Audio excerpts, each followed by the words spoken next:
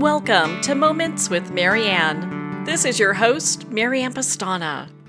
And we're here today with special guest, Alka Joshi, who's here to share with us the third book in the Jaipur Trilogy, The Perfumist of Paris.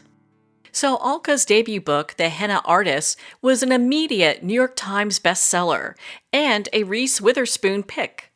It has been translated into 29 languages and is currently in development at Netflix as a TV series.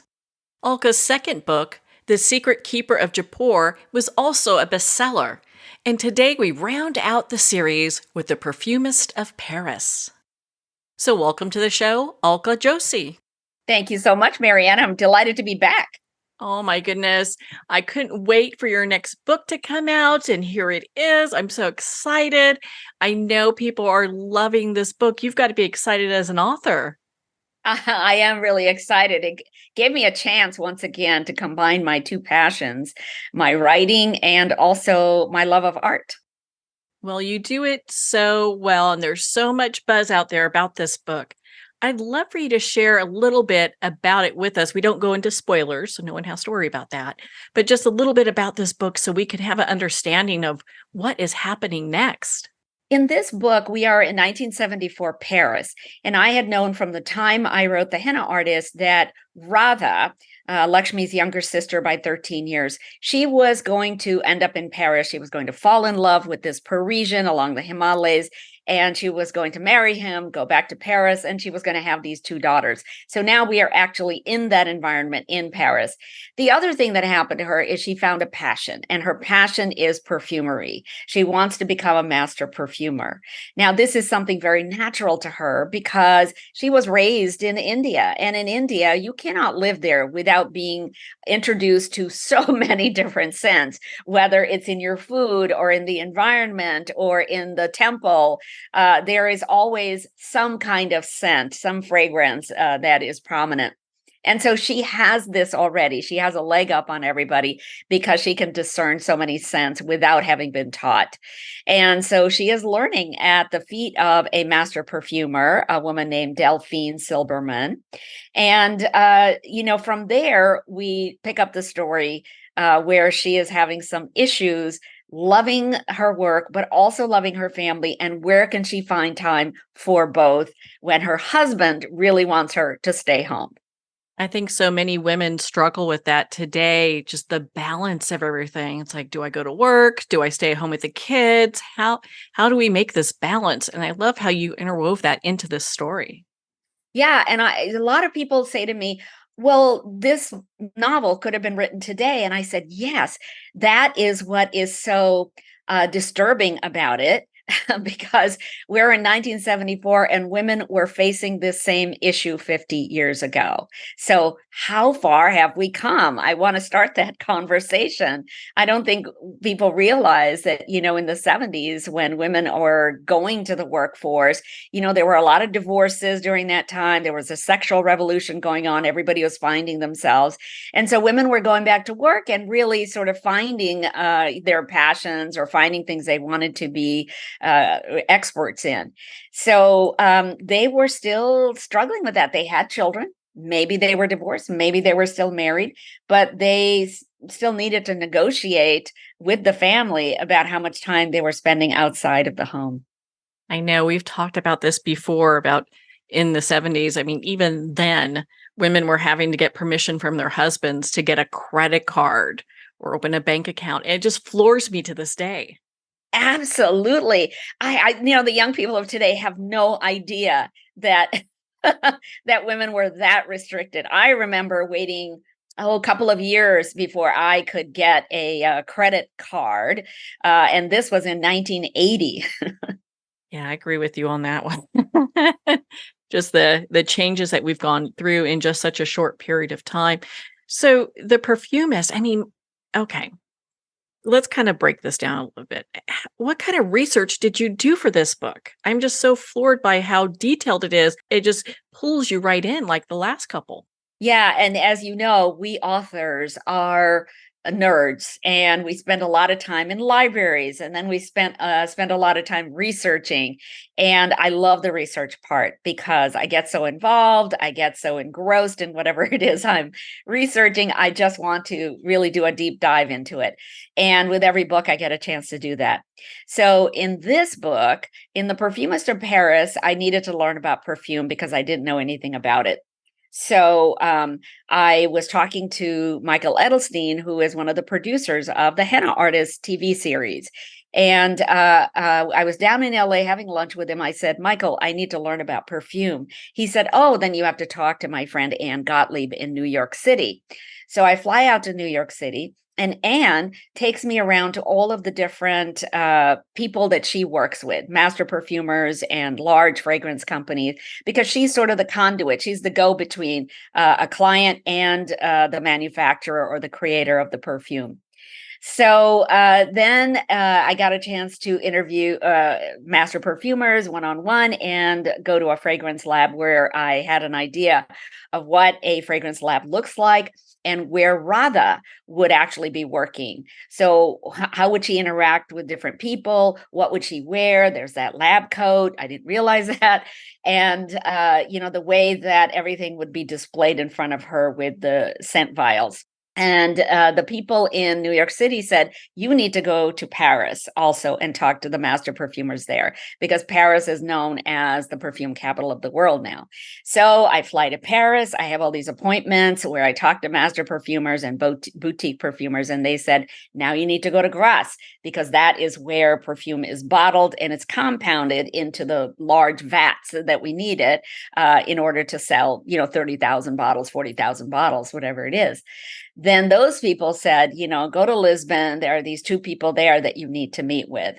And one of those people was just full of great information about the 1970s, because he happens to be 85 years old now. And his family had been in the fragrance industry for 2 centuries. And he knows so much about the people in it. He was in Paris in the 1970s. So he told me a lot of anecdotes about folks in the industry at that time, including this one. He said there was a woman named Sophia Grossman who is well known in the perfume circles today. She smoked like a chimney, and she still created some of the most iconic perfumes that we find today.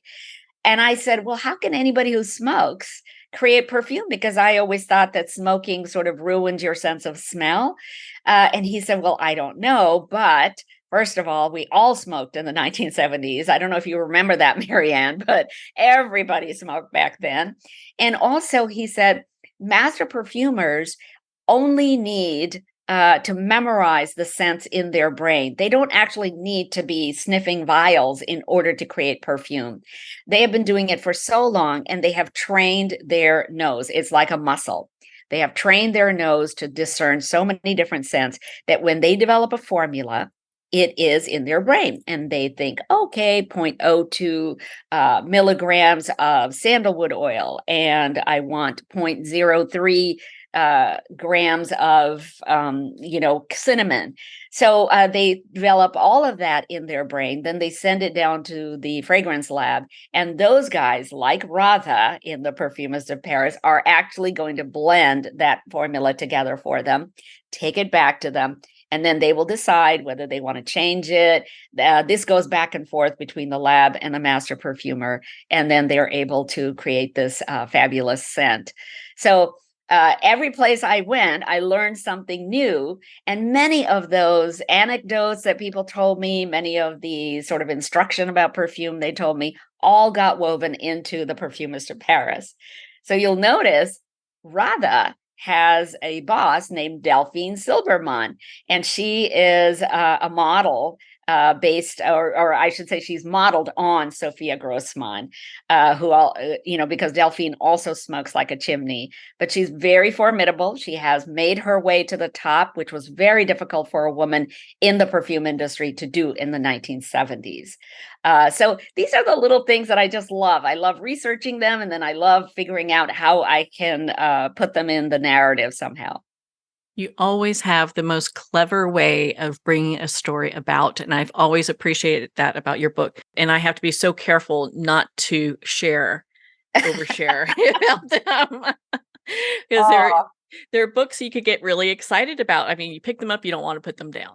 that But is so lovely to hear. One of the other things that I had to research, I just want to get it in there. I don't want to just interrupt you, but I loved the painting of Olympia that I had a chance to put in here, because in 1974, when the novel takes place, my parents took me to Europe for the first time. I was 16 years old, and we went to the Jeu de Paume Museum, and we saw the Impressionist paintings there. And this was one of the paintings that was hanging there.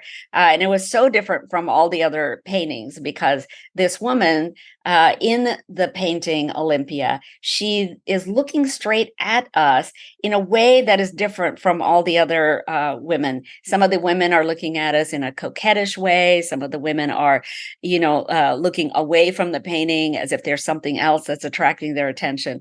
But Olympia was the only one who really is challenging the viewer, like, you have something to say to me, like that. So I remembered her, and I wanted to think about all of these other women in paintings who have not been remembered. There are so many of these models in the paintings who had full lives and who really deserved to be recognized for being the muse, for being the people who also contributed to the success of a painting. But we only remember the painter at this point. And so this gave me a chance to do more of my female power. Let's get the women in these paintings also in the spotlight. I just love that. I understand that you've been doing some collaborations in regards to some perfume. I'd love for you to share on that. Well, one of the experts whom I spoke to, his name is Paul Austin. He gave me a lot of good information, and he referred me to master perfumers whom I interviewed. So when the Perfumist of Paris went off to the printer, I had some time before it would be released. I called up Paul and I said, "Hey, I know that you were, at the time I spoke to you, building a perfume brand with the major ingredients being from India. And I was wondering if you might want to collaborate on something." And he said, "Yes, I would love that." So he and his team put together these discovery sets, which have 7 little vials of each of their fragrances, beautifully packaged. And he offered 20 of those for every stop on my book tour for the Perfumist of Paris. And it was so generous of him. And the boxes were a big hit. This discovery set was a big hit. And they even matched the colors on the discovery set to that beautiful pink on the cover of the book. So you just never know where your research is going to lead you, and how many friends I have made throughout my research journeys for all 3 books. It's been such an adventure, I am sure. I can't even begin to imagine all the great adventures you've had just going through all this. And what would you say, in writing The Perfumist of Paris has been like one of the more interesting discoveries that you've made? For me, I think the key discovery in the book, and one that was delightful to me, was that some of the major ingredients that go into the perfumes of yesteryear and also of today are found in India and in the Indian subcontinent. I had no idea, because I had always heard that France is the perfume capital of the world. So I assumed that everything perfume related originated from France, and it did not. So hundreds of years ago, when the Europeans would come across the Asian spice routes and silk routes, what they were looking for were key ingredients for perfumery, as well as for other kinds of tasks. But they were looking for things like cinnamon and clove and tuberose and rose and sandalwood, all of these ingredients that actually make beautiful perfumes. They would take those ingredients back to France, and the French perfumeries would pay them to buy this. Now, at some point, the raw ingredients became too expensive for the fragrance companies, and they started planting some of these ingredients in grass, which has a temperate climate, and parts of it really resemble what Indian climate is like. So as they developed these their own plants, the fragrance actually changed a little bit. Some of their fragrances didn't smell the same anymore because, as you can imagine, climate in a specific area has a lot to do with how a plant develops and exudes a certain fragrance. Um, so now many of the perfumes that we buy today are largely made with chemical or synthetic ingredients. And that just is because the perfume industry is $30 billion or something like that. And there isn't enough raw ingredient that we can put in fragrances to meet the demand. So, those perfumes of yesteryear, they're just totally different. I've had readers say to me that the perfumes they used to buy, let's say 30 years ago, they don't smell the same anymore on them. And either their body chemistry has changed or the actual ingredients have changed. And I think it's the latter. It's just amazing what's uncovered when you do this type of research for a book. Now, is the series being optioned for a film? We've had some requests. We've had requests, and I refer them all to my screen agent in Los Angeles. I think it would make an amazing series because half of it is in Paris, and then half of it could be in India, because Radha does go to Agra to find this mysterious scent that makes her formula complete for this Olympia project. So I actually think it would be a beautiful series, and we could do so many attendant marketing sort of projects out of it. There are so many fragrance companies that I think would love to be a part of this project in some way. It would be just a blast. Can you imagine? I am going to now start thinking about who's going to play Radha. All those are good problems to have, you know? Well, and not to talk about also all the great cooking because you have recipes that you share that are just amazing. There is one recipe in there for rose jam. And my mother used to make this. You make it with real rose petals. Rose is a flavor ingredient that is very popular in India. We put it in a drink, we put it in our sweets. A lot of people put it in, let's say, their chicken curry, because it just has that sort of intoxicating fragrance. The Kama Sutra says that in order to encourage the act of lovemaking, you must perfume your entire house with roses. So my mother used to make this rose jam. It is very popular in India. And you collect all these rose petals. You have to put sugar in there, and you want to keep it refrigerated or out in the open for quite a while so that the roses kind of have a chance to melt. And then it makes this amazing rose jam that will be gone in a day because nobody can stop eating it. Oh, I bet. I bet. All that sounds so great. Well, and from this book series that you've put together, what do you want readers to take away from your books? I do want people to take away the fact that we need to support women in all of their endeavors, whether it is building a family, whether it is building a career, whether it is just building a life for themselves that they really think will bring them happiness. I don't think we do enough of that currently. So I want people to walk away thinking, women like Radha, they deserve our support. And what can we do to help them? I also think this book is about female empowerment. When women finally make a decision about what it is they want from this life, they really should be allowed and they deserve to go out and get it. And I don't think anybody should stop them from doing that. That is one of the major themes of all of my books. I think I have been given this life. I'm so privileged to have had a life where I make my own decisions about everything. And nobody stops me. Nobody can stop me at this point because I am so stubborn in, the way I want to do things. But I think that women today still deserve and will continue to deserve every chance at self-actualization that they can, that they come across.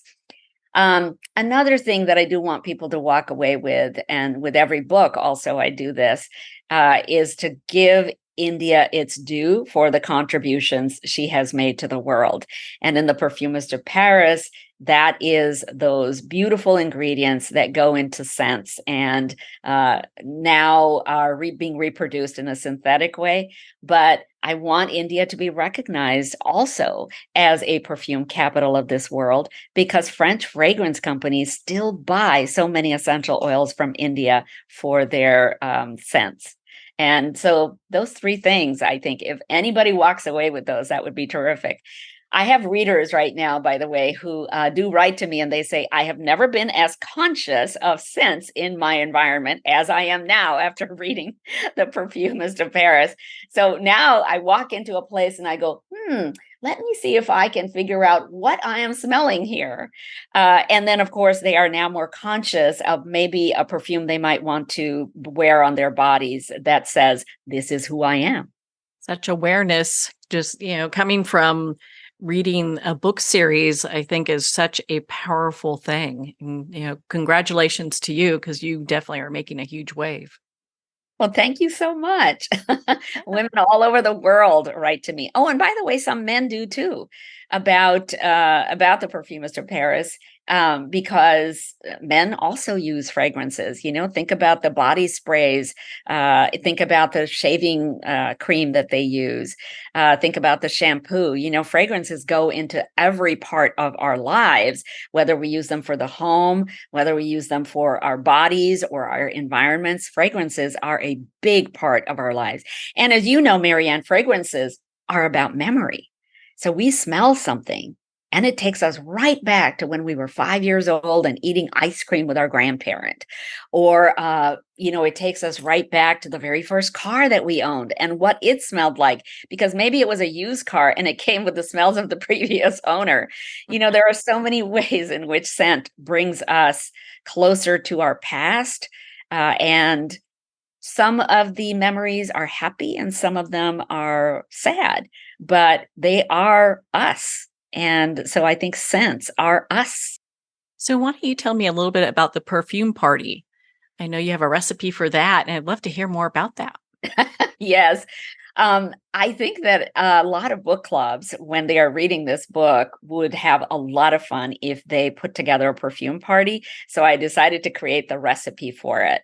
And it's very simple ingredients, and everybody will walk away with a scent and in a little bottle that they can use either as a memento of this time that everybody had together at the book club, or just something that they use every day. So it is not only practical, but it's also a fun thing that everybody gets to explore. And people tell me that until they did a perfume party for their book club, they did not realize the scents that they liked. They're going to go around and sniff these various vials, and then they will know, oh, you know what? I love Lily of the Valley, but I really don't like bergamot. I'm going to use one in the perfume and one not. So it gives them a chance to really know themselves a little bit better and why they like a certain fragrance. So, Alka, what's next for you? I know you're always working on something amazing. Do you have anything you could share with us? I am working on a novel that is loosely based on the Indian painter Amrita Sher-Gill. She lived in the 1920s, 30s, and died in 1941. She was only 28 years old, but she was a formidable presence. She was very outspoken. She was a feminist. She really believed in just doing whatever she wanted and sleeping with anything that moved. So I found her fascinating. And she has largely been forgotten by anybody who is not Indian, but I think that she really deserves a spotlight. She was one of the first Indian women to be recognized by the Paris Salon, and that was when she was only 16 years old. So she, after that, went to the south of India and created a lot of paintings that just encompass the ordinary lives of villagers. Their day-to-day things that they're doing. Nothing like palaces or fancy dinners or anything like that. It was just all about simple people doing simple things. And those are, I think, some of her best work. So I wanted to bring her to everybody's attention. And once more, here is a woman who is exemplifying my idea that India deserves to be recognized for her contribution to the world. I think Amrita was unique in the sense that she was half Hungarian and half Indian. So her Hungarian identity was a big part of her life when she was growing up in Budapest. But as time went on, she actually identified way more with her Indian heritage. When she was in Paris studying painting, she said, Picasso belongs to Paris, but I belong to India. So I think that's wonderful that she was able to find her heritage in one of her half identities. Oh my goodness. I cannot wait to hear about that one. You'll have to keep me posted when it's ready to be released. And I know books are such a journey. And I'm so glad that we got to spend this time together talking about The Perfumist of Paris. Thank you, Marianne. This was just lovely. Well, thank you, Alka. It has been such an honor to spend this time with you and to talk about your new book, The Perfumist of Paris. The Perfumist of Paris is available Amazon, Barnes & Noble, and all indie retailers. And remember, support our indie bookstores. If they don't have it on the shelf, just ask for them to order it. If you'd like to connect with Alka, please visit her website at alkajoshi.com. Learn more about the Jaipur Trilogy, pick up copies of her books, and if you have a book club, make sure to reach out to her to see if she can talk there. Well, on that note, we're going to pause here for a quick moment, and we'll be right back after these messages from our sponsors. Looking for a page-turner? Cozy up to a fantasy adventure romance trilogy with The Girl in the Toile Wallpaper by Mary Kay Savarese. The second novel in the Star Writers trilogy, The Star Writers Club, is coming soon. Take the journey. Connect with Mary at www.maryksavarese.com. Her books are available on Amazon, Barnes & Noble, and all indie bookstores.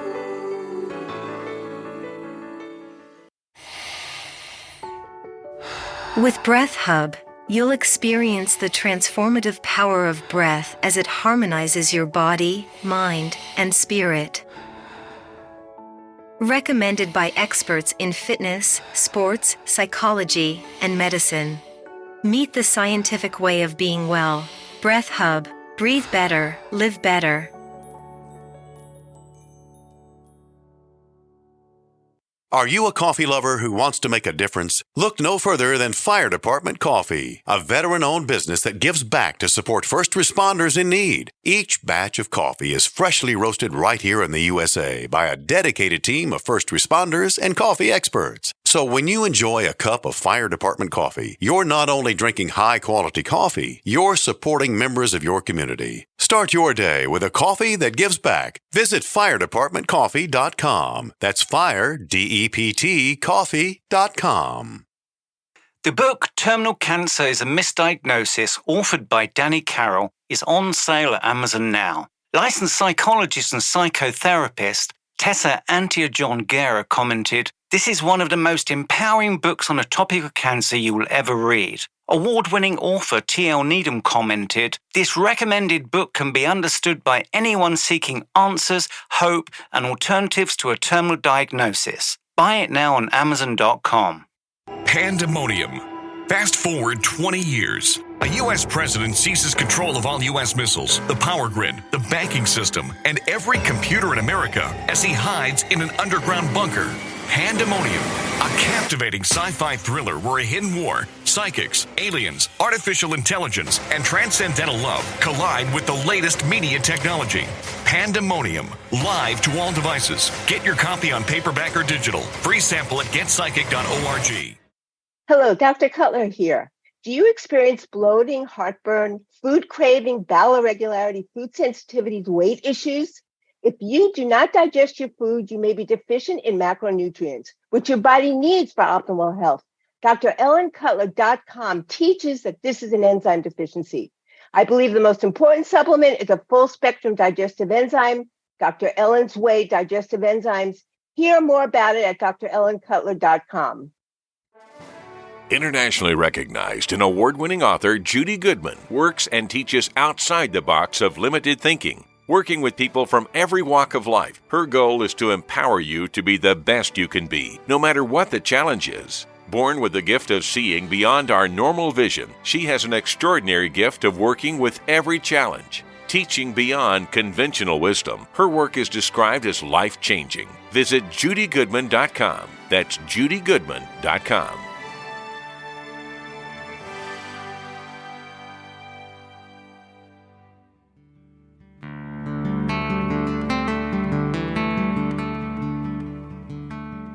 I'd like to thank Jason Eastwood at Guitarfulness for sharing his inspiring music and talent with us. His music is known worldwide for cultivating atmospheres of harmony, inner peace, and clarity. Visit Jason's website at guitarfulness.com. Join his newsletter, be part of his community, and download his music.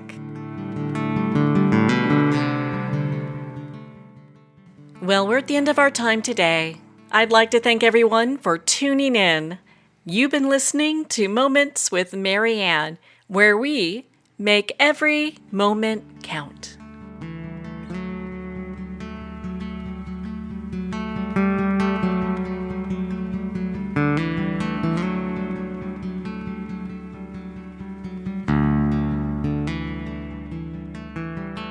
In a single moment, your life can change. Moments with Marianne is a transformative hour that covers an endless array of topics with the best of the best. Her guests are leaders in their fields, ranging from inspirational authors, top industry leaders, and business and spiritual entrepreneurs. Each guest is gifted and a true visionary. A recognized leader in her own work, and while teaching others to develop, refocus, and grow, Marianne will bring the best guest and sometimes a special surprise. Don't miss this. You never know just which moment will change your life forever.